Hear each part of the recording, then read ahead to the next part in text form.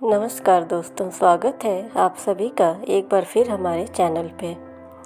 लक्ष्मण की मृत्यु के बाद क्यों हंसने लगी उर्मिला।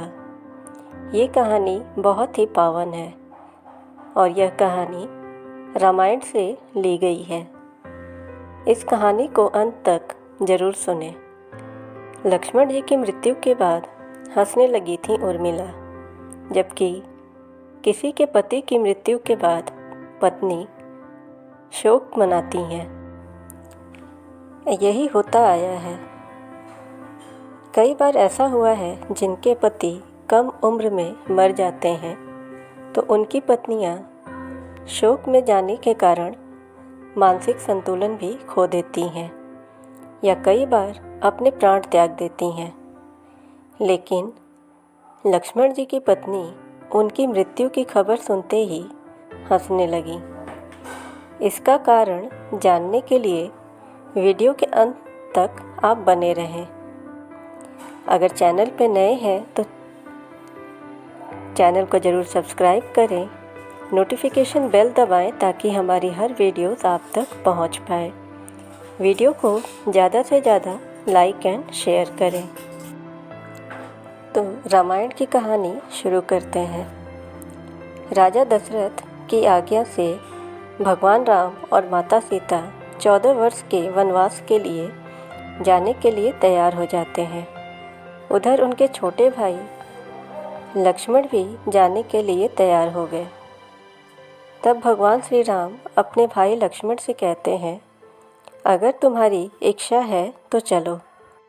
भगवान श्री राम, माता सीता और लक्ष्मण जी अपने माता पिता से आज्ञा लेकर चल देते हैं।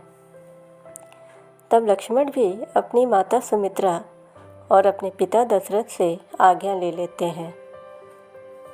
अब लक्ष्मण जी सोचने लगते हैं कि अगर मैं उर्मिला से आज्ञा लेने जाता हूँ तो वो भी मेरे साथ चलने के लिए जिद करेंगी, और यदि मैं उनसे आज्ञा नहीं लेता हूँ तो वो मेरे जाने के बाद रो रो के बुरा हाल कर लेंगी। यही सोचने लगते हैं और वो असमंजस में पड़ जाते हैं। लक्ष्मण जी ये सोचते हैं कि अगर मैं उर्मिला को वन जाने की बात बताता हूँ तो वो कहने लगेंगी कि भगवान श्री राम के साथ सीता जी वन जा रही हैं तो मैं भी आपके साथ चलूँगी। आखिर मैं क्यों नहीं जा सकती।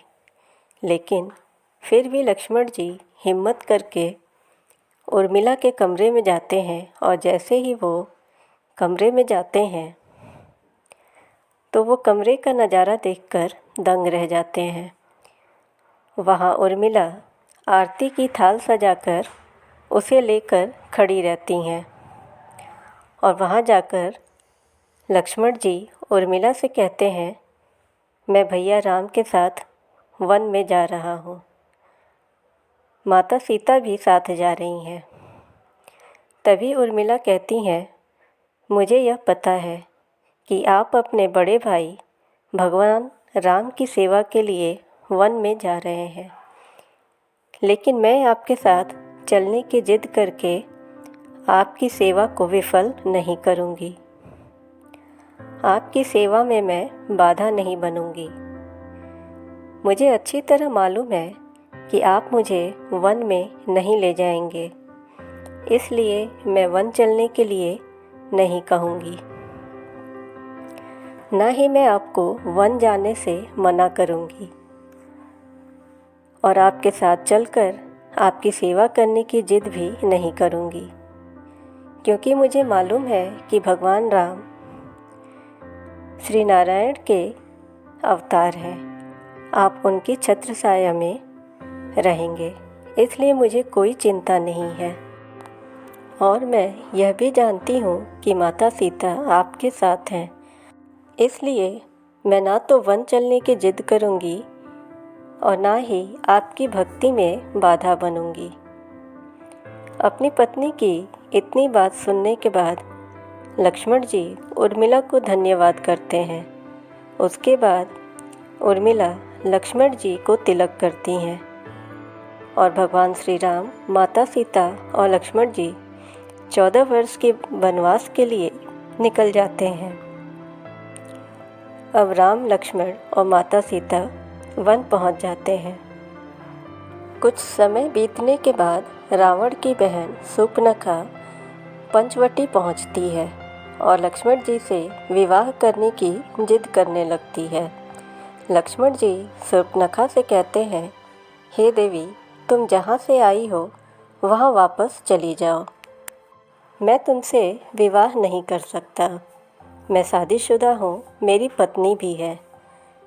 मैं तुमसे किसी भी हाल में विवाह नहीं करूँगा। लेकिन शूर्पणखा जिद करने लगती है, लक्ष्मण जी को धमकी देती है कि मैं रावण की बहन हूँ और मेरे भाई रावण का त्रिलोक में डंका बजता है।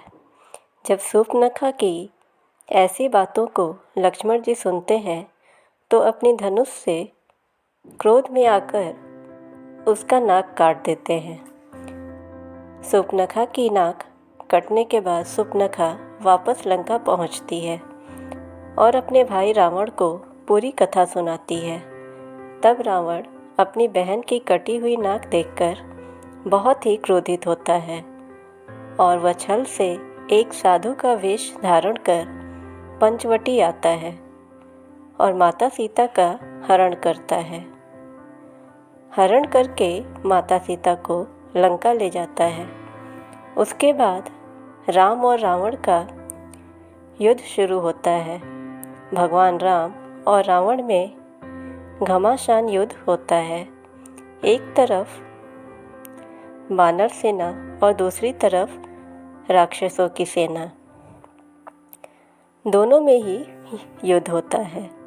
एक दिन रावण अपने बड़े पुत्र मेघनाद को लक्ष्मण से युद्ध करने के लिए भेजता है।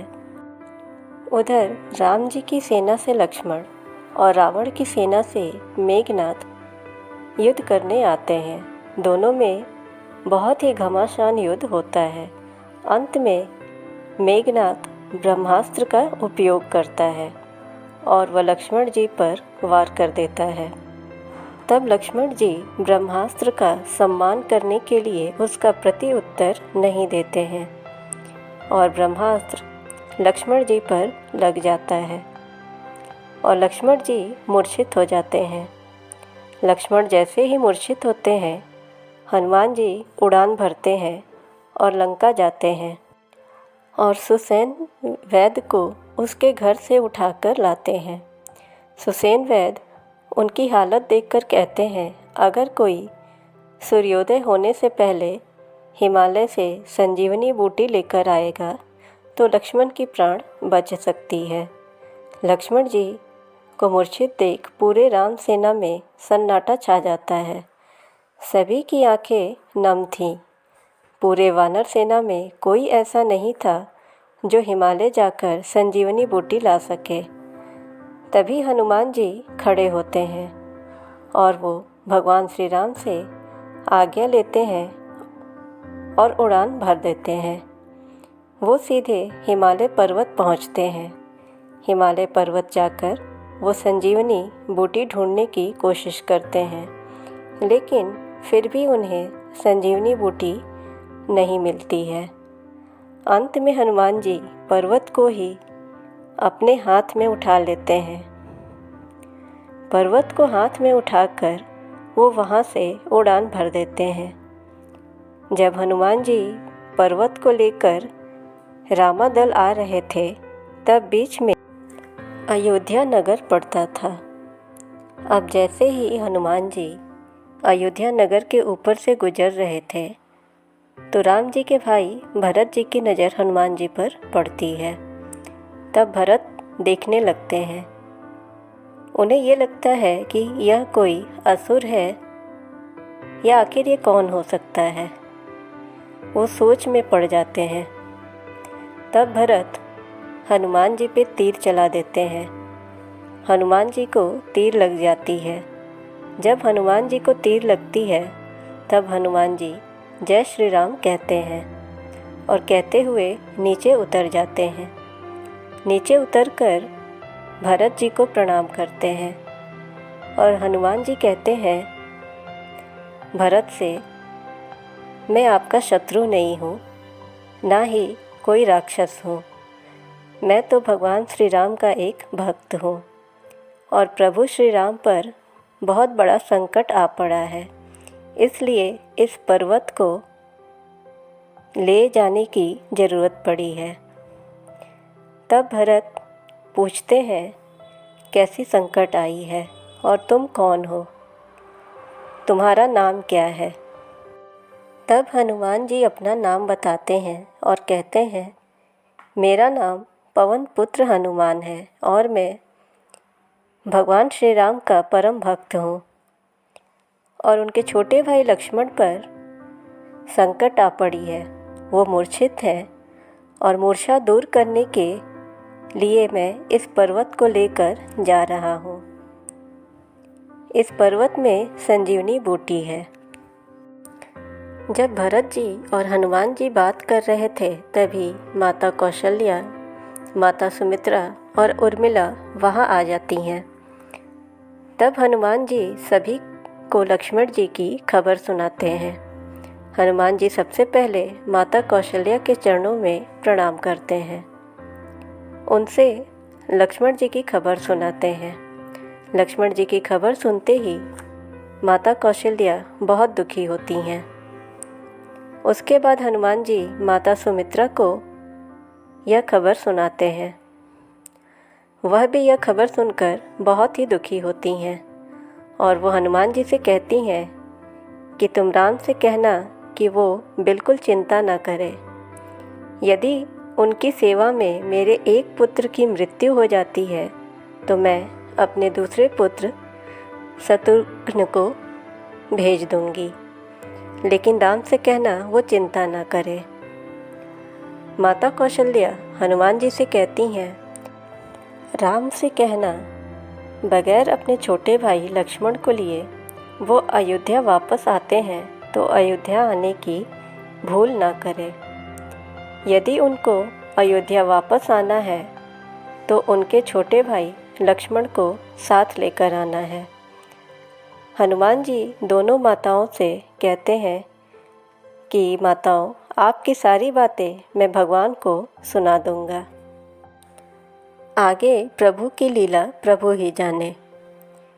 अब हनुमान जी उर्मिला को भी सारी बातें बताते हैं कि लक्ष्मण जी मूर्छित हैं। यदि मैं सूर्योदय से पहले रामादल नहीं पहुंचूंगा तो लक्ष्मण जी के प्राण भी जा सकते हैं। हनुमान जी की इतनी बात सुनने के बाद उर्मिला ज़ोर ज़ोर से हंसने लगती हैं। तब हनुमान जी कहते हैं, माता आप इतना क्यों हंस रही हैं? लक्ष्मण जी की प्राण संकट में है और आप इतना हंस रही हैं, यह उचित नहीं है। तब उर्मिला कहती हैं, हनुमान तुम व्यर्थ में ही चिंता कर रहे हो। मेरे पति लक्ष्मण शेषनाग के अवतार हैं और उनके बड़े भाई श्री राम परमपिता श्री हरि विष्णु के अवतार हैं। यदि मेरे पति को शक्तिवाण लग भी गई है तो मेरे पति परमपिता श्री हरि विष्णु की गोद में है, उनका कोई बाल भी बांका नहीं कर सकता।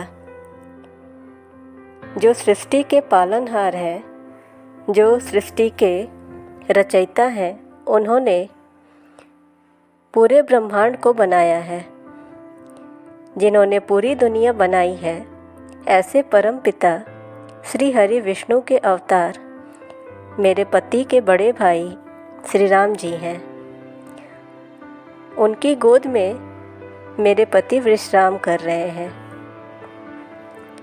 तो मेरे पति का कोई बाल भी बांका नहीं कर सकता। इसलिए मैं हंस रही थी। जिस दिन लक्ष्मण अपने बड़े भाई राम के साथ वनवास गए थे, उसी दिन से लक्ष्मण की पत्नी उर्मिला ने अपने महल में लक्ष्मण जी के नाम का अखंड दीप जला रखा था। उर्मिला रात रात भर जगकर उस दीप की रखवाली किया करती थीं और अपने पति की लंबी आयु की कामना किया करती थीं।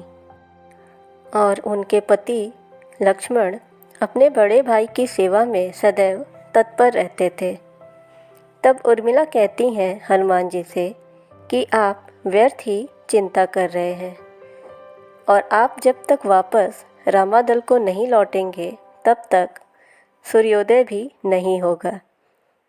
चाहे आप थोड़ी देर विश्राम कर लें, चाहे कितनी भी देर आराम कर लें, लेकिन जब तक आप इस पर्वत को लेकर रामादल नहीं जाएंगे, जब तक वहाँ पहुँच नहीं जाएंगे, तब तक सूर्योदय नहीं होगा। सूर्यदेव की भी इतनी क्षमता नहीं है कि वो उदय हो सके। सूर्य भगवान भी तब तक उदय नहीं होने वाले हैं जब तक कि लक्ष्मण जी खड़े नहीं हो जाते। और ऐसा ही हुआ। उर्मिला की बातों को सुनने के बाद हनुमान जी सबसे आज्ञा लेकर पर्वत को लेकर उड़ान भरते हैं और फिर से रामादल में आ जाते हैं। उसके बाद लक्ष्मण जी को संजीवनी बूटी पिलाई जाती है और लक्ष्मण जी जीवित हो जाते हैं। यह कहानी यहीं समाप्त होती है। इस वीडियो के माध्यम से आपको पता चला कि उर्मिला अपने पति की ऐसी खबर सुनकर क्यों हंसी। धन्य है ऐसी पत्नियां जो अपने पति के लिए वर्षों तक रात रात भर जगकर अपने पति की लंबी उम्र की कामना किया करती थीं। और धन्य है ऐसी माताएं जो अपने पुत्र को एक दूसरे के पुत्र की सेवा में अर्पित कर दिया करती थीं। रामायण की कथा से सभी को एक बहुत अच्छी सीख मिलती है।